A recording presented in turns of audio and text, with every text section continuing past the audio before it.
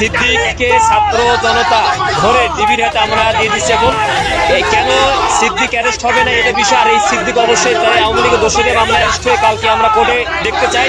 হবে না, আওয়ামী লীগের দোষর তাকে কোনোভাবে ছাড়া হবে না। আমরা অ্যারেস্ট চাই, ছাত্র জনগণ পালাবার সময় তাকে হাতে নাতে ধরা হয়েছে ভাই। ইতিমধ্যে আমরা এই দেখেন জনগণ তাকে গণদোলায় দিয়েছে আওয়ামী লীগের দোষর অভিনেতা সিদ্দিক। আমরা তাকে থানায় আমরা ডিবি অফিসে নিয়ে আসছি, কিন্তু ডিবি কোনো কার্যক্রম করছে না। বারবার বলছি এখন পুলিশ নিয়ে আসছে তাকে রমনা থানায়, অবশ্যই তাকে রমনা থানায় সোপর্দ করতে হবে।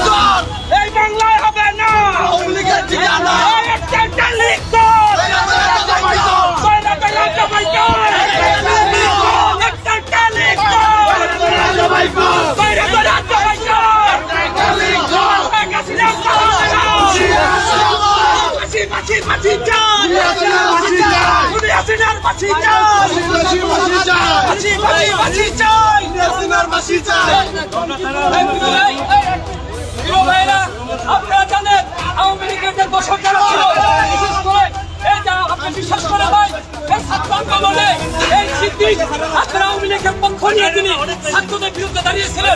দুঃখের বিষয় হলো অনেক ছাত্রদের ছিল। কথা বলতে চাই, আওয়ামী লীগের আস্থানা এই বাংলায় হবে না।